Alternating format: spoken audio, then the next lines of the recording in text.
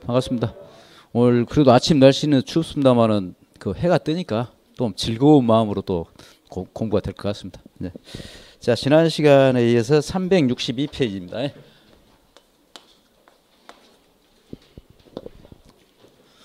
자, 병해충의 관리죠. 병균과 해충의 관리라 그 말이죠. 병해충.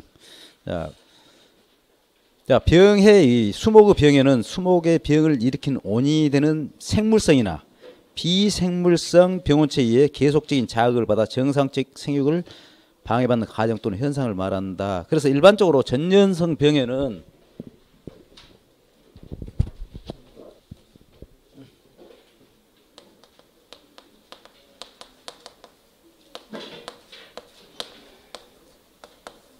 크게 이제 전염성 병에는 이 사상균,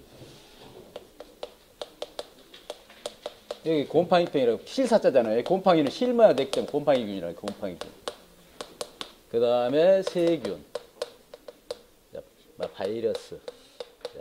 이렇게 이제 병을 일으키는 기작이라고 볼 수가 있어요. 그래서 가장 많이 이제 작물체에서 또는 수목에서 가장 많은 병균을 가지고 있는 것이 사실은 이 사상균, 곰팡이병입니다. 이 곰팡이병은 두 가지 크게 이제 이 공기전염과 이 토양전염이 있어요. 토양전염. 이런 기작으로 이제 이 전염이 되는 거죠. 이게 공기전염성 병에 이는 주로 그러니까 물, 뭐 바람, 물이나 뭐 바람, 뭐 종자 이래서 서로 병해가 이동이 된다고 볼 수 있죠. 이 곤충도 하나의 공기 대기 중에 있는 거죠. 그 다음에 토양전염은 주로 동일한 작물을 계속해서 이어졌을 때 연작했을 때 그 병의 주기가 잔존돼서 병균이 잔존돼서 전염이 될 수 있다 이렇게 볼 수 있으면 돼요. 그 다음에 세균에는 이 크게 세 가지가 이제 되죠. 유조직병, 그 다음에 물감병 또는 증생병. 증생병은 일반적으로 이제 다른 말로 하면 뿌리옥병, 뿌리가 혹같이 부풀어 오르는 걸 말이죠. 이런 종류로 이제 크게 나눌 수 있어요. 그 다음에 바이러스는 진딧물이라든지 이 멸구, 매미충,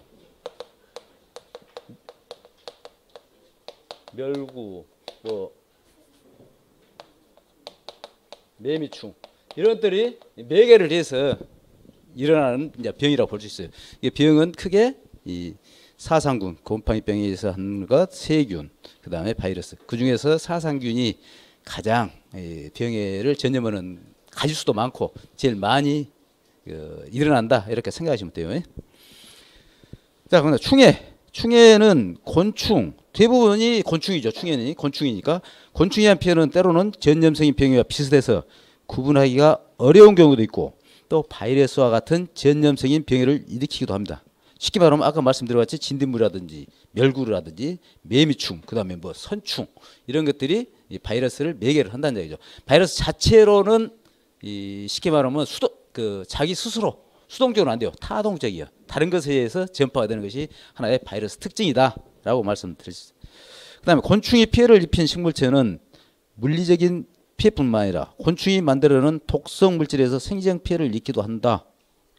그러니까 물리적 피해는 곤충은 예를 들어서 나뭇잎을 먹는 식혜, 이거 씹어 먹는 식혜, 우리 감주라고 하는 식혜가 아니고 먹을 식자, 먹어서 해를 입힌다 해서 식혜.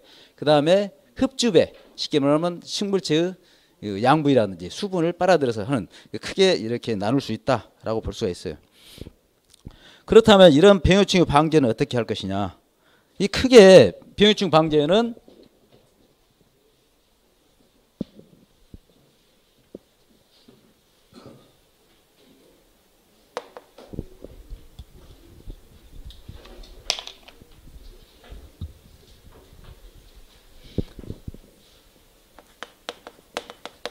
이 책에 이제 나왔습니다만은 크게는 재배적 또는 뭐 경종적 또는 생태적 이러죠. 이건 같은 뜻이에요. 생태적 방제. 그 다음에 생물적 방제. 이제 물리적 방제. 그 다음에 화학적 방제. 뭐 법적 방제.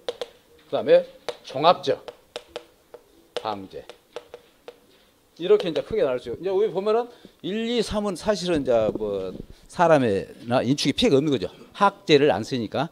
그 다음에 이제 법적 방제는 방역이라든지 이제 외부에서 들어오는 검역 이런 등. 그다음에 종합적 방제는 밀도를 가능한 한 경제 수준으로 줄일 수 있도록, 쉽게 말하면 이 생물학적이라든지 물리적이라든지 제비적 방제로서 한계가 있을 때 화학적으로 겸용을 해서 가능한 한 환경 오염을 덜 하면서 방제하는 방법, 이렇게 말씀을 드릴 수 있어요.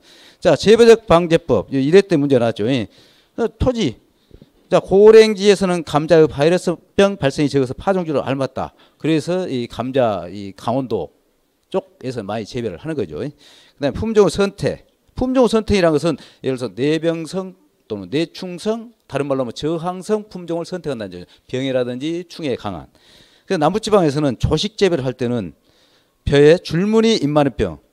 이건 이제 줄무늬 잎마늘병은 일종의 이제 한문으로 하면 호역꽃병. 그래서 사람으로 말하면 에이즈라고 해요. 에이즈. 이거는 피해가 심한데 통일 품종은 저항성이 극히 강하다.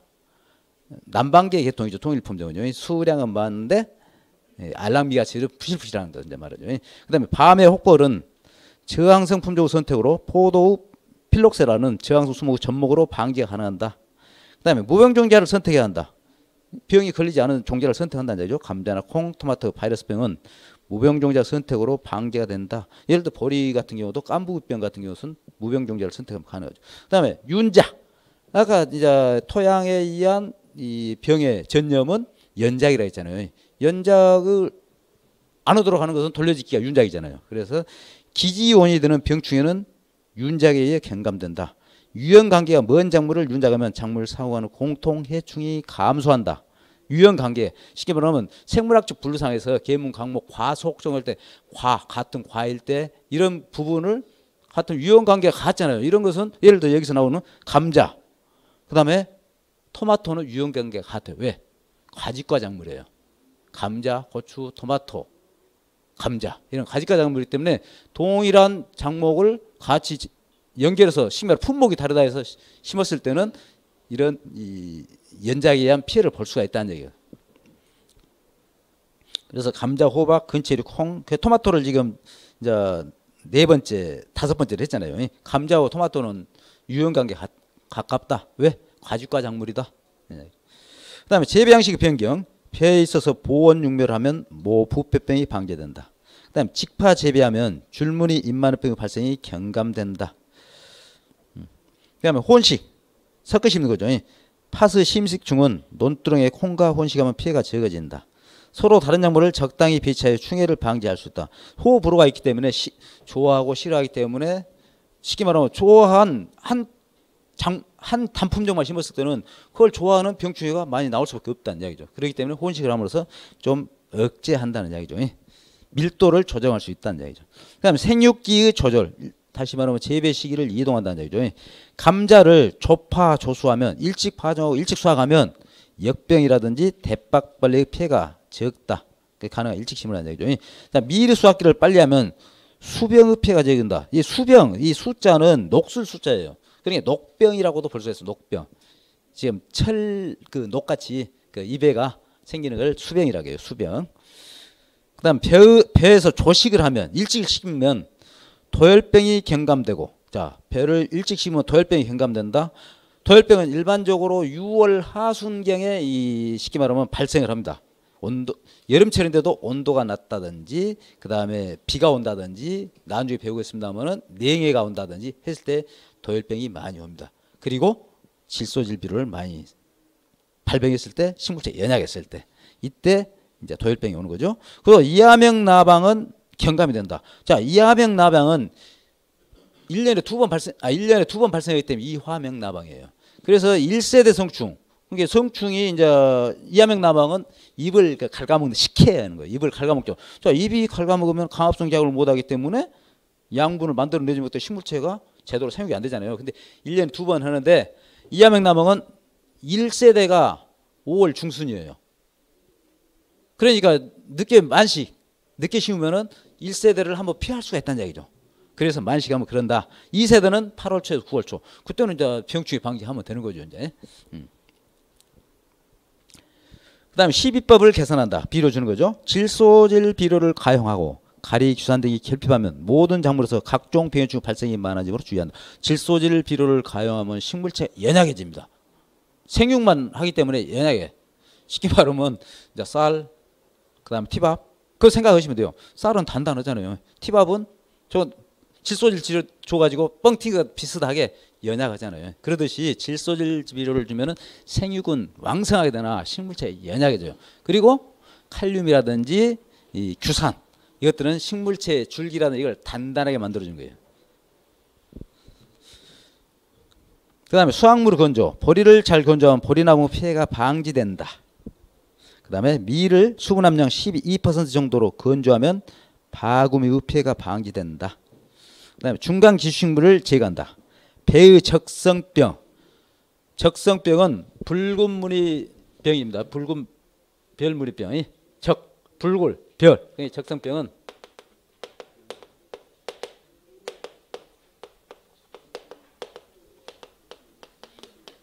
이 기주식물이 향나무예요. 향나무.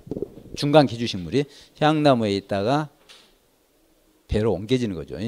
그렇기 때문에 이 배의 적성병 주변에 중간 기주식물인 향나무가 있으면 발생이 심하므로 이를 제거해야 한다. 제거할 뿐 아니라 향나무 있는데 재배를 안 하면 되죠. 이제.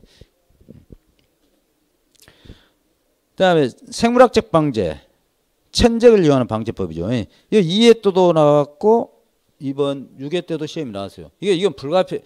다시 한번 말씀드리지만 병해충은 수천 가지입니다. 수천 가지인데 여러분들 다 할 수가 없고 저도 다 몰라요.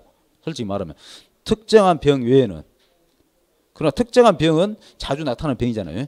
그런데 이걸 다 외울 수 없는 거예요. 보통 한 문제 아니면 두 문제가 반드시 나옵니다.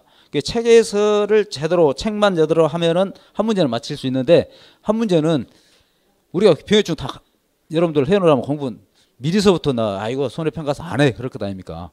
그러니까 그런 걸 다 하실 필요는 없어. 이 책에 있는 것만 제대로 하시고 한 가지는 이제 그때는 복골복이죠. 그러니까 공부를 하실 때도 그 어디에 집중해야 할 건가는 판단하시라 이 말씀 드린 거예요. 자, 생물학적 방제는 2회 때 6회 때 나왔던 거예요. 자, 천적을 도입하여 정착시키는.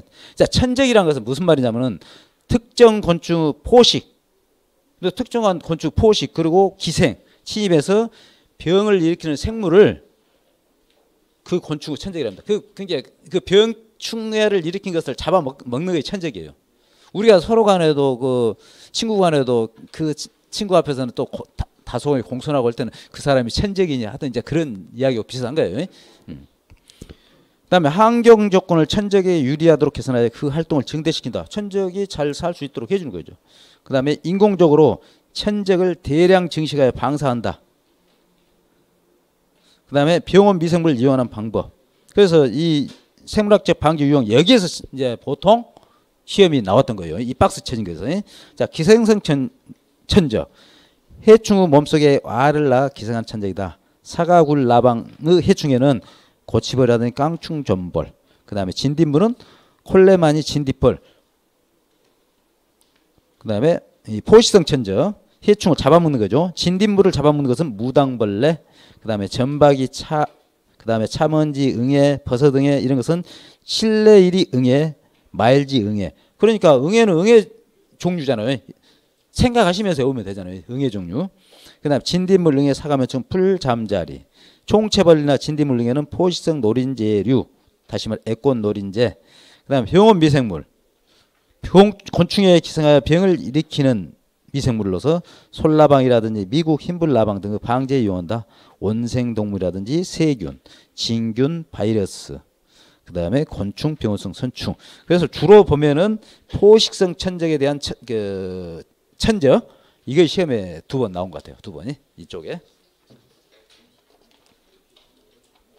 포스트 천적, 진딧물, 점박이, 뭐 총체벌 있잖아요. 여기에 대한 천적. 자, 세 번째 물리적 기계적 방제법. 이것도 사회 때가 나왔죠. 포살 및 체란.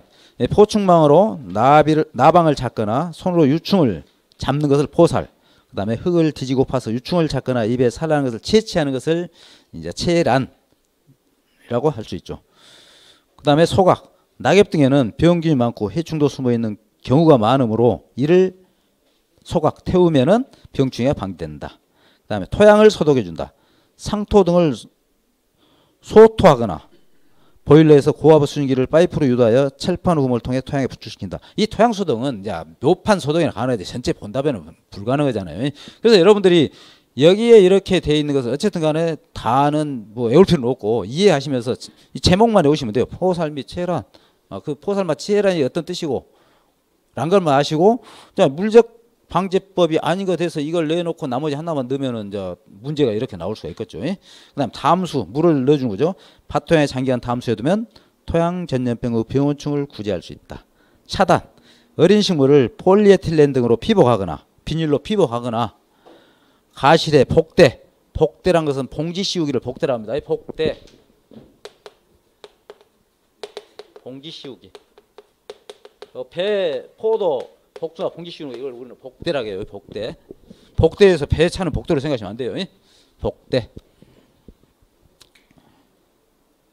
그 다음에 도랑을 파서 해충 등 이동을 막는다. 결론은 과실이라든지 식물체 접근한 걸 차단하는 것이 차단이잖아요.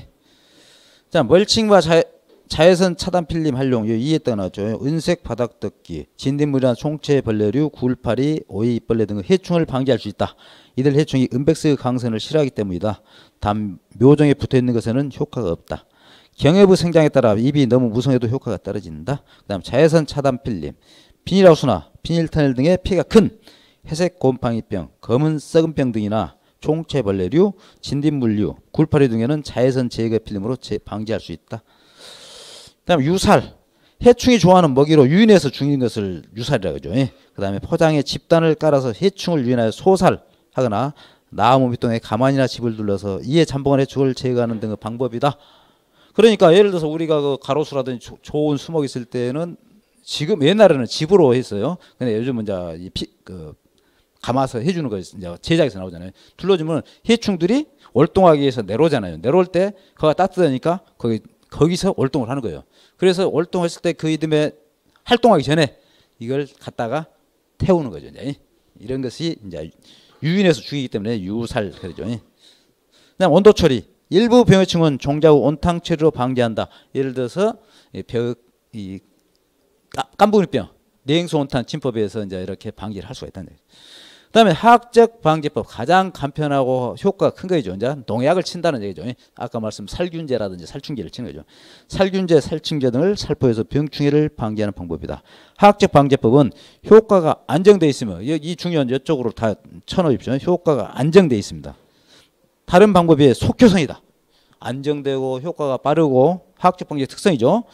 때문에 현재는 병해충 우리가 앞에 배웠던 잡초 방제의 중심이 되고 있다. 가장 인력도 적게 들고 효과가 빠르고 안정적이고 하기 때문에 이걸 쓴다는 얘기죠. 그러나 농약을 사용할 경우에도 최대한으로 환경 그 다음에 천적을 해치지 않는 방법을 모색해야 한다. 그래서 친환경 화학 약품 농약을 많이 써야 한다. 저독성이라든지 인축에 피해가 적다든지 토양을 오염시키지 않는다든지 이런 걸 쓰도록 하는 거죠. 그래서 가능한 요즘은 제초제를 사용하지 않다. 잔류성이 오래도 가기 때문에 그 수은 제초등이잖아요. 수은 계통이기 때문에 사람께 들어가면 이게 회복될 수가 없어요. 그렇기 때문에 가능한 누적되면은 문제가 되기 때문에 이 제초제는 가능한 사용 않도록 지금 하는 거죠. 가능한 한 생물 농약, 생장 억제 물질들을 개발하여 생리적 선택성을 이용하면서 유기합성 농약의 경우 해충이 집중 분포된 부분만을 살포하고 최소 농도, 저농도라고 하죠. 최소 농도를 사용하며 여러 가지를 혼합하여 처리하는 살포는 금지한다. 여러 가지 혼합해서 하면 다른 작용에서 문제가 될 수 있다는 얘기죠. 자, 석회 보르덱 사용. 이것은 살균제, 석회 보르덱은. 그래서 이런 종류에 쓴다라고만 생각하세요. 이것은요.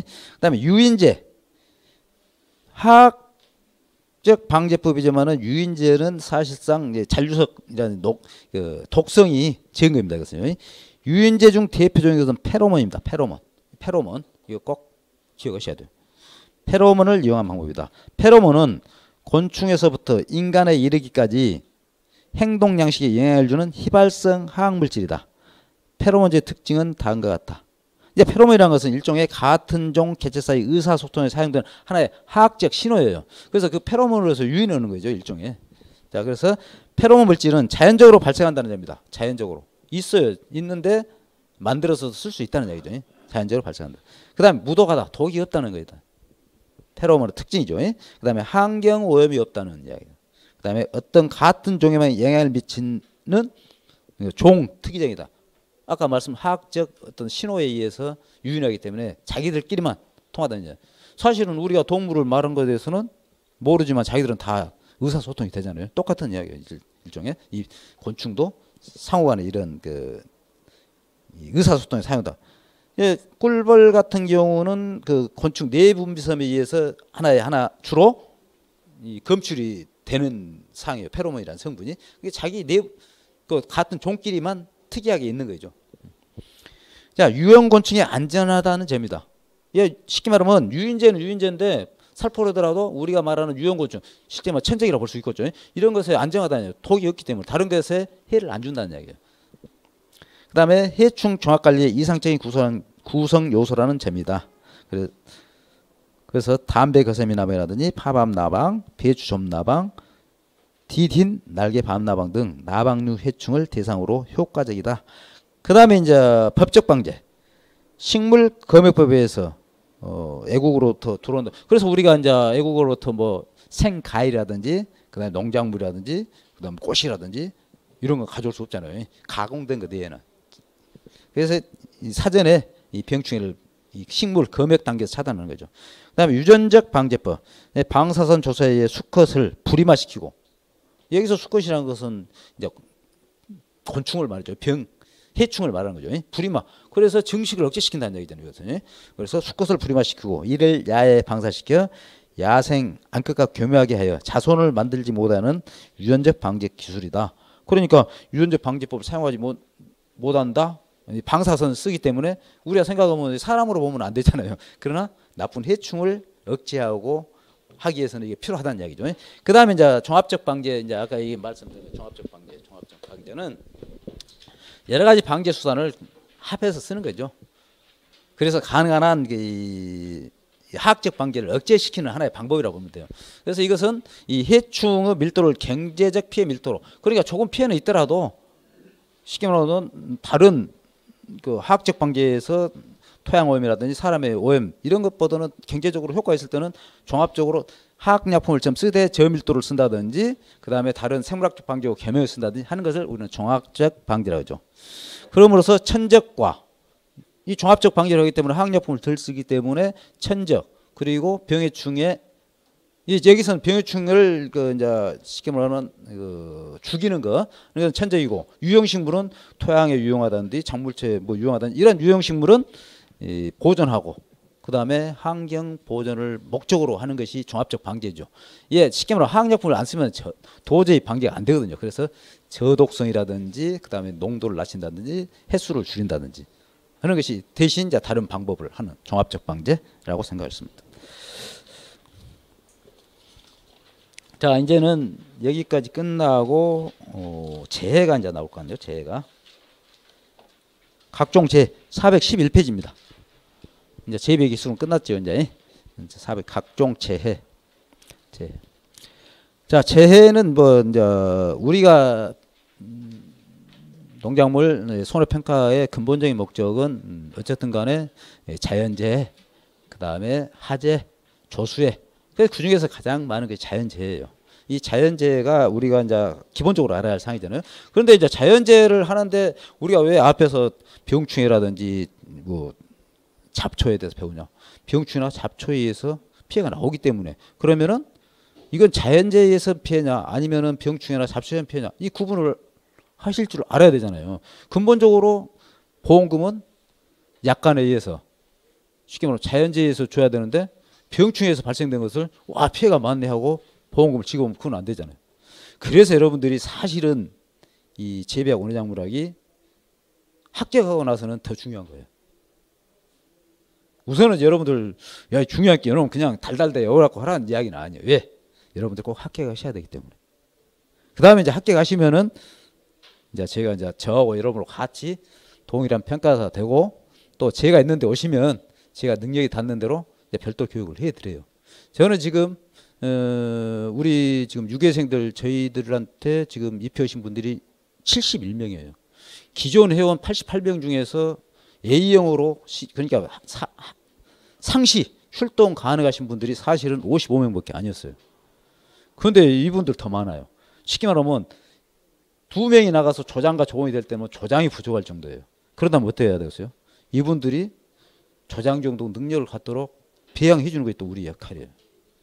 그래야만이 평가를 제대로 하고 또 평가사로서 인정받음으로써 아 평가사들이 손에 사정법인 못지않게 잘할 수 있다. 그러니까 결론은 앞으로 농작물 재배보험은 손해 평가사들이 해야 된다. 가도록 해주는 것이 지금 현재 우리 역할이고 또 어찌 보면은 저의 역할인 것 같아요. 그래서 저는 지금 이 강의도 하지만은 어쨌든 간에 건강하시면은 정년이 없기 때문에 이 일은 건강 활동한 일할 수 있도록 하려면은 이 평가사로서 우리 평가사 협회가 인정을 받아야 한다는. 평가사 협회가 인정받는 것은 여러분들이 인정받아야 한다는 이야기죠. 그래서 지금 저도 이제 유괴생들을 현장에 나가들 못하기 때문에 진짜 이 분지에 비싼 사과나무를 지금 별도로 만들어갖고 착가수 조사하는 방법을 실내에서라도 나무를 실제로 축소해서 만들어서 지금 최소한도로 3월달에는 교육할 계획이 왜 3, 4월달 교육하지 않으면 5월달부터는 마늘 장파가 또 나가야 되고 바로 6월부터는 착가수 들어가야 돼요. 그래서 이 교육이 이제 굉장히 중요한 거죠. 그래서 재배학 여러분 시험 보는데 중요하지만은 제가 이렇게 말할 때 좀 더 이해하면 이 이론도 되지만은 제가 현장에 느꼈던 건 농촌에 살았기 때문에 여러분들하고 접목이 되니까 꼭 강의 들으실 때 열심히 그냥 100점 맞으라 공부는 안 하지만은 강의할 때 잘 이해하면서 같이 공부해 주십사 하는 말씀을 드립니다. 자, 저온해는 냉해라고 하죠. 자, 저온해는 여름 작물에 대해서는 냉해라고 합니다. 쉽게 말하면 냉해라는 것은 식물 조직 내에 결빙이 생기지 않은 것. 그 낮은 온도에서 피해를 받는 것. 그리고 겨울 작물의 동해는 어를 동자잖아요. 0도씨 이하로 돼서 작물체가 결빙돼서 되는 것. 이것을 이제 동해예요. 그러니까 냉해와 동해는 구분이 된다. 동해는 이제 별도로 설명하기 때문에 여기서는 말씀 안 드리겠습니다. 보통 냉해라는 것은 여름철 낮은 기온 또는 낮은 수온으로 여름 작물의 생육이 현저히 나쁘게 되고 수확량이 감소되는 기상재해를 냉해라고 합니다. 냉해. 그러니까 벼가 냉해를 받기 가장 쉬울 때는 감수분열기. 감수분열기는 수인기라고 합니다. 감수분열기는 냉해, 한해, 수해, 습해 모든 게 야갑니다. 감수분열기. 감수분열기 수인기라는 것은 쉽게 말하면 수잉. 잉태했다는 게 이삭을 잉태했다는 게 사람도 잉태를 했을 때 가장 취약할 수 있잖아요. 그래서 항상 보호를 받잖아요. 마찬가지는. 그래서 어떤 조건에서도 가장 취약한 시기는 감수분열기 가로 수인기다. 이것은 머리에 딱 갖고 그 다음으로 출수기가 심하다. 그러니까 일반적으로 벼는 그 10에서 13도씨의 종자 발화가 개시됩니다. 그래서 13도씨 이하 가면 벼 재배할 수 없다는 이야기예요. 그래서 벼는 호온성 작물이라고 했잖아요. 여름 작물이기 때문에 높은 온도를 좋아하는 거잖아요. 그래서 높은 온도인데 온도가 낮으면 냉해를 잊기가 쉽다는 얘기죠. 자, 냉해 구분 3회 때 나왔습니다. 냉해는 크게 지연형 냉해, 다음에 장해형 냉해, 병해형 냉해, 혼합형 냉해였습니다. 자, 지연형 냉해는 생육 기간 중에 저온에 의해 생육 진전 및 어린 이삭의 발육이 늦어져 이삭수가 감소하고 이삭수 감소고요. 그 다음에 출수가 지연되는 형태. 그리고 심하면 선체로 녹색 상태에서 마르는 청고 현상이 발생했다. 그렇기 때문에 이건 지연형은 그냥 외울 때 출수 지연. 그리고 지연형은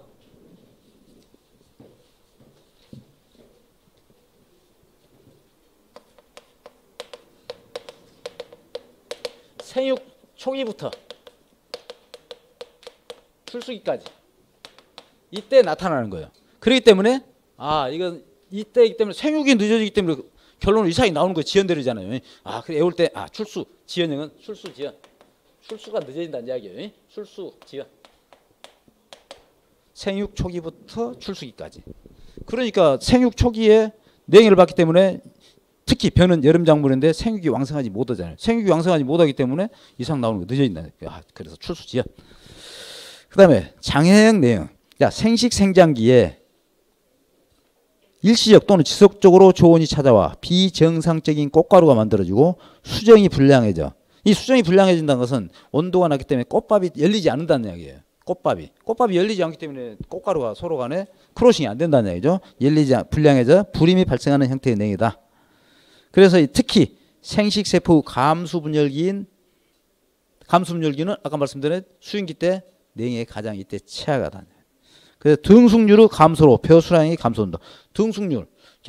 쉽게 말하면 수정이 불량하기 때문에 이삭의 개수가 적다. 그래서 등숙률이 떨어진다는 얘기예요. 그렇기 때문에 수량이 떨어진다는 얘기예요. 자, 그래서 이 장애형은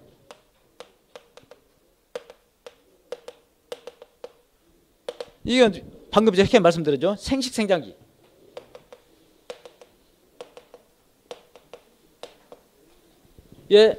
이 수정이 안 돼. 수정 불량이라 했잖아요. 수정이 불량이기 때문에 어쩝니까? 불임.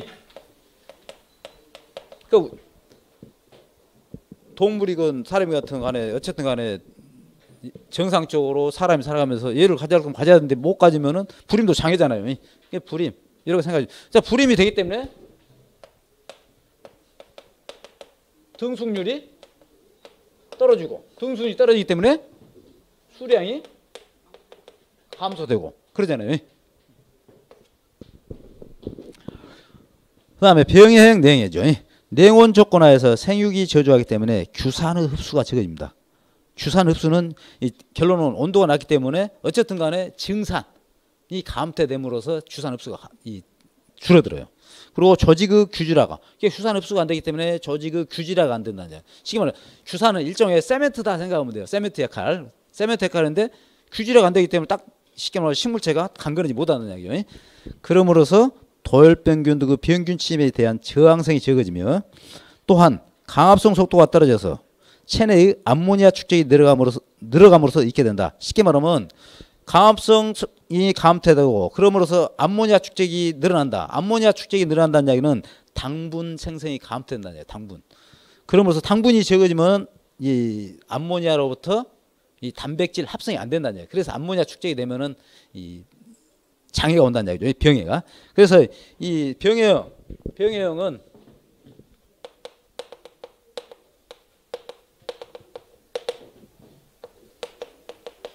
규산흡수가 떨어져요. 규산흡수가 떨어지면 식물체가 연약해지죠. 연약해지면서 도열병이 발생하는 거죠. 도열병. 그래서 여러분들이 생육 초기부터 출수기까지 이때까지 하는 것은 지연형. 그 다음에 생식생장기에 쉽게 말하면 생식생장기라는 꽃이 이삭이 패고 출수되고 하는 시기에 꽃밥이 안 터져 수정 불량돼서 쉽게 불임이 되는 거. 불임 장애. 위에는 아까 출수 지연.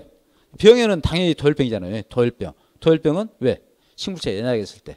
그 이유는 규산이 식물체를 강건하게 만드는데 규산 흡수가 제외되기 때문에.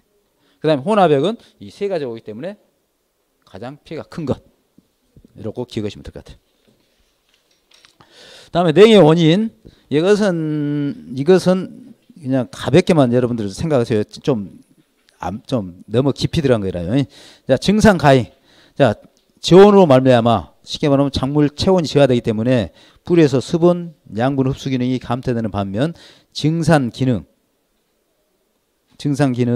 증대되어 체내 수분 부족으로 이조되고 심하면 건조 고사하게 된다. 일반적으로 증산이란 것은 날이 따뜻할 때 증산이 활발한데 여기서 증산이 과잉된 것은 흡수는 늦는데 호흡이라든지 증산이 일반적이기 때문에 상대적으로 증산이 많다는 이야기예요. 그냥 가볍게 이렇게 여기는 생각만 하세요. 그 다음에 호흡가다 및 이상호흡.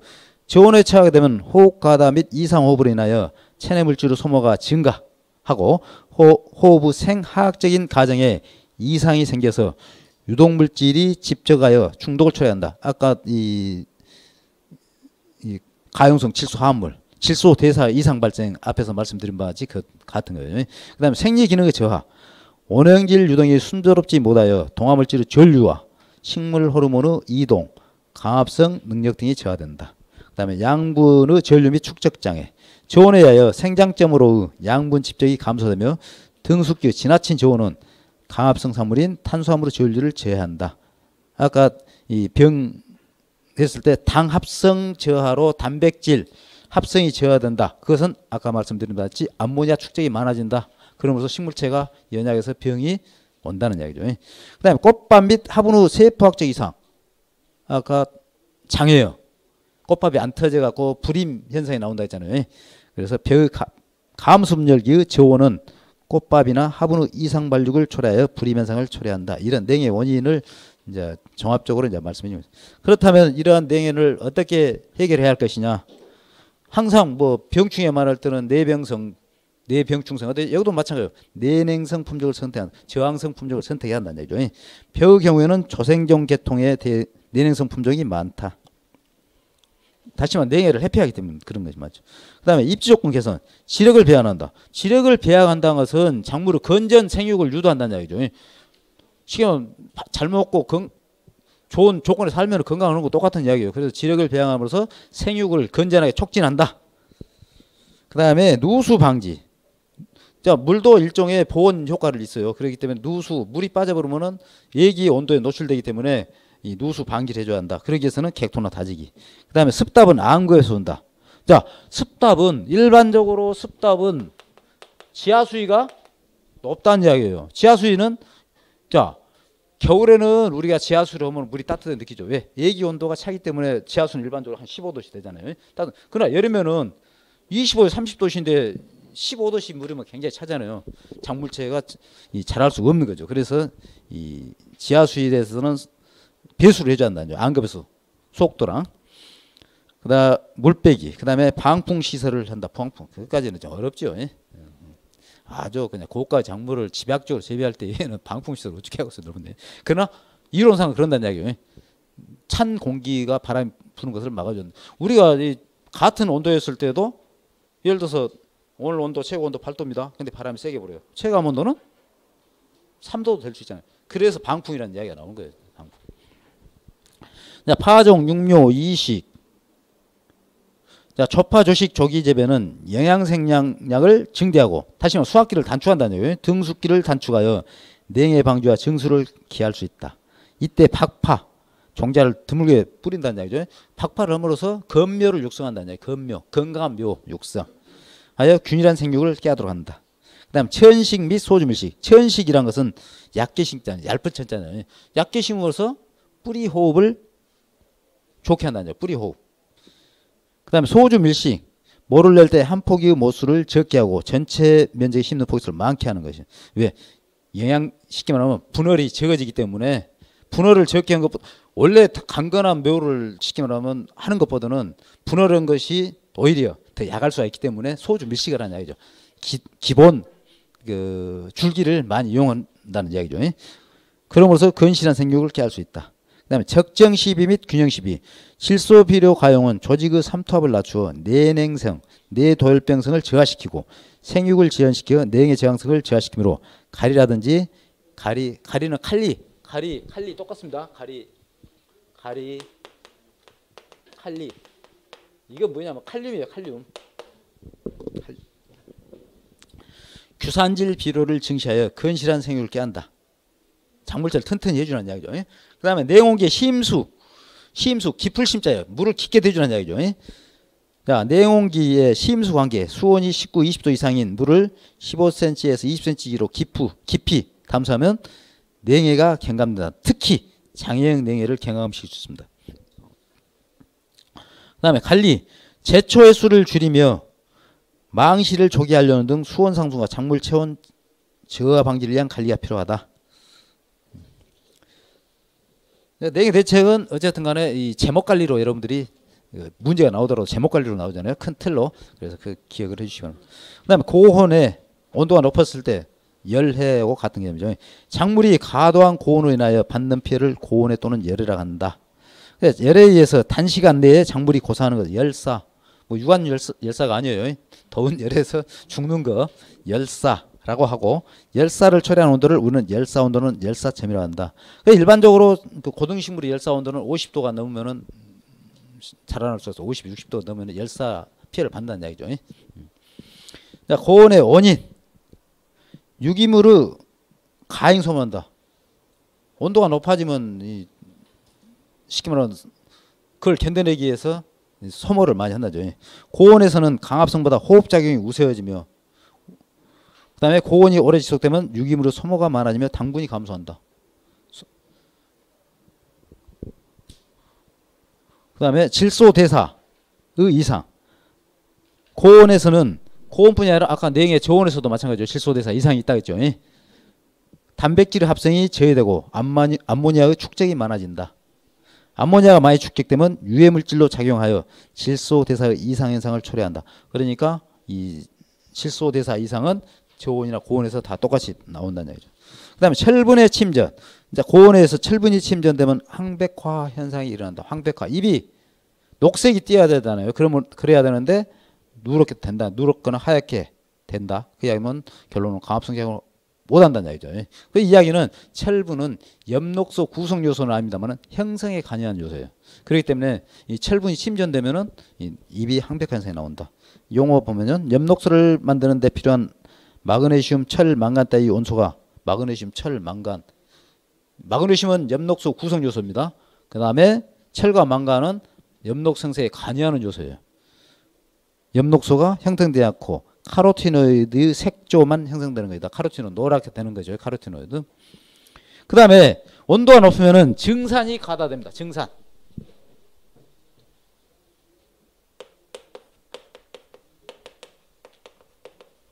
쉽게 말하면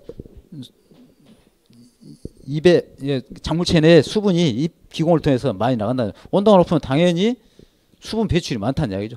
사람도 온도가 높으면은 땀을 많이 흘리고 똑같은 이야기예요. 그래서 이 증산이 간다. 그 이야기는 자, 뿌리에서 수분 흡수는 일정한데 증산이 많다는 이야기죠.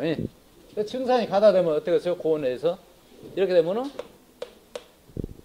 2조 유발. 이걸 2조는 시들은 자주 나오기 때문에 이 2조 이야기를 써드릴 수 없죠. 여러분들이 왜 어려운 말을 하신다 하지 말고 2조는 시드름이에요. 시드름. 이런 2조를 유발할 수가 있다는 얘기죠.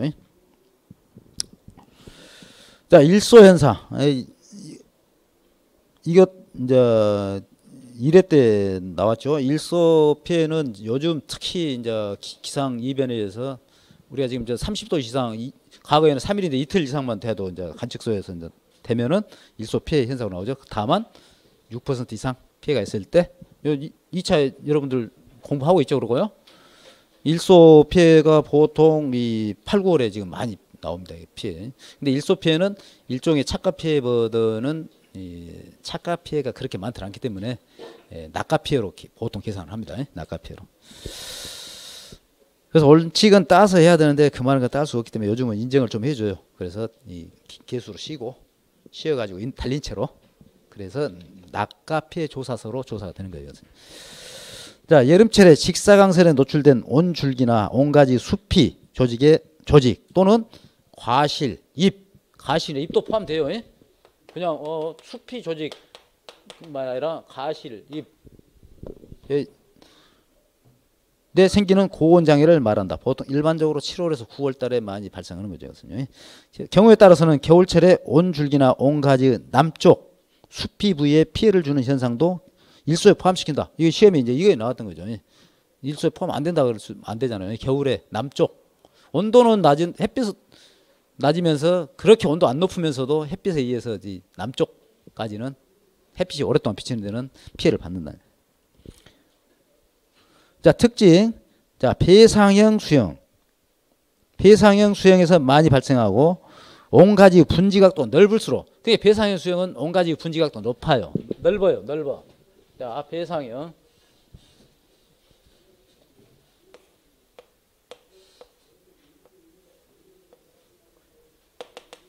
꼭 술찬 모양가 생겼잖아요. 잠배자예요. 그 배상형. 그 다음에 이걸 우리는 개시명 그래요. 가운데가 열려 있기 때문에 개시명. 예?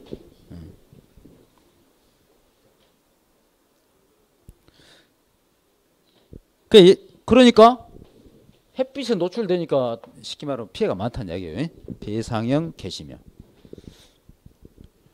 그리고 나무 세력이 야간 나무, 늙은 나무에서 발생이 많다. 일소 피해가 많은 부위를 말하는 거죠. 그 다음에 하나의 그 수형 형태. 그 다음에 사면의 방향이 서양이나 남서양의 경사지는 강한 강선에 의해 이브 일소 현상을 받기 쉬운데, 자, 서양이나 남서양입니다. 특히 남서양이 제일 심해요. 나무의 체내에 수분이 가장 많이 감소되는 오후에, 증산작용을 했기 때문에 수분이 많이 감소됐잖아요. 오후에 태양의 직사광선을 받기 때문에 증산작용이 충분히 이루어지지 못하여 수온이, 여기서 수온이라는 것은 물 온도 아니에요. 예? 나무 체온, 나무 숫자, 온도 온자니까 수온은 물 온도가 아니라 나무 체온. 나무 수온이 국부적으로 40도 이상 높아져 일소를 일으키게 됩니다. 그리고 자, 그다음에 건조하기 쉬운 사토.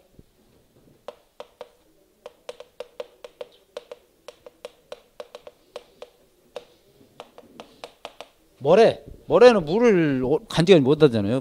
그렇기 때문에 이런 사토에서 이 발생 빈도가 제일 높습니다. 같은 토양지에서 사토에서 발생 빈도, 발생하는 정도죠. 빈도가 높아요.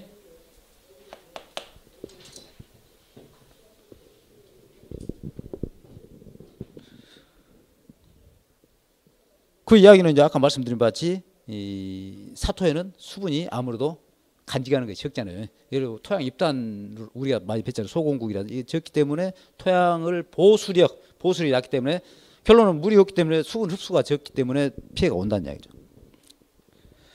자, 그렇다면 이런 대책을 어떻게 할 것이냐. 토양 수분 증발량을 막기 위해서 일항에 부직포나 차강목을 피복함으로 덮어줌으로써 일소를 경감시킬 수 있다. 그리고 이제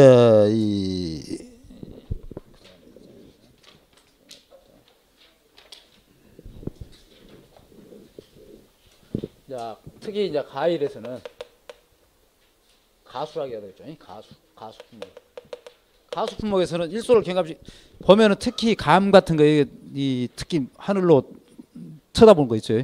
이게 적과를 제대로 안 된 거죠. 쳐다보면서 바로 일세표를 받는 거. 숙여 있으면 괜찮은데 이럴 때는 이제 예를 들어서 첫째 이제 가지를 유인해 줘야 돼. 아까 같이 햇빛에 노출되도록 열려 있으면은 가지를 유인해서 서로 간에 피복되는 형식으로 빛을 어느 정도 차단할 수 있도록 가지를 유인해 주고, 두 번째 가시를 돌리기가 있어요. 사과 같은 경우 많이 듭니다. 사과 같은 경우는 이 일소 피해도 있지만은 이 착색을 좋게 하도록 햇빛을 받는 데는 착색이 잘 되고 안 되고 이제 이러기 때문에 가시를 돌리기 같은 거. 그 다음에 가지의 벽도체나 수성 페인트.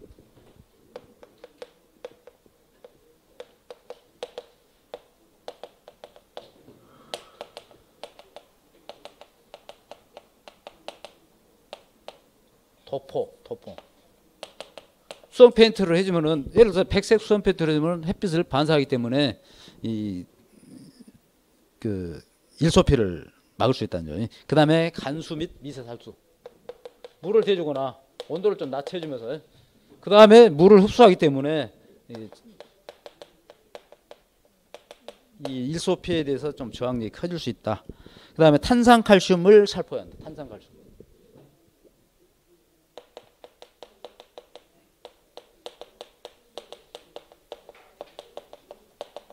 가실 착화됐을 때 탄산칼슘을 살포해 줌으로써 일종의 코팅이 됨으로써 일소에 저항하는 힘이 생기는 거죠. 이제 고온의 대책이죠. 종합적인 고온의 대책입니다. 이제 종합적인 건. 자, 올화, 여름을 넘길 수 있는 내열성이 강한 작물을 선다. 그러니까 이것도 작물을 선택해서 내열성이 강한 것. 그 다음에 재배 시기를 조절하여 혹석이 위험을 회피한다. 그 다음에 그늘을 만들어준다. 대신 그늘을 만들어주냐 피음피복이라고 하죠. 그늘을 만들어준 걸 우리는 피음피복. 피은 피복을 해줌으로써 어떻게 됩니까? 결론은 지온 상승을 억제하죠. 지온 상승 억제. 그다음에 이때는 이제 만약에 피은 피복인데 멀칭 피복 비닐 생각하시면 안 돼요. 비닐은 아니죠. 비닐은 온도를 높여볼 수 있기 때문에. 그다음에 강계를 해서 지온을 낮춘다. 물을 대서 땅의 온도를 낮춰준다는 거죠. 강계. 그다음에 비닐 터널이나 하우스 잽에서는 하한기를 조절하여 지나친 고온을 피한다. 하우스 우리 보통 예를 들어서 30도씩 되면 하우스 내에는 거의 50도 나가요. 그렇기 때문에 이 하한기를 통해서 온도를 낮춰줘야 한다. 그다음에 밀식을 하면 어떻습니까? 작물체 연약하게 자라잖아요. 그렇기 때문에 자 햇빛에 데운다 할 때 어른 살까도 하고 어린이 살까도 얘들이 빨리 그 하상 피해를 입을 수 있잖아요. 마찬가지 똑같다는 얘기고 온도에도 마찬가지. 그래서 밀식을 피하고 질소 가용도를 피한다. 왜? 이건 밀식이나 질소 가용 식물체에 연약하게 되기 때문이죠. 그래서 식물체를 강건하게 자랄 수 있도록 이렇게 해줘야 한다는 얘기죠. 자 여기까지 하고 10분간 쉬었다 하겠습니다.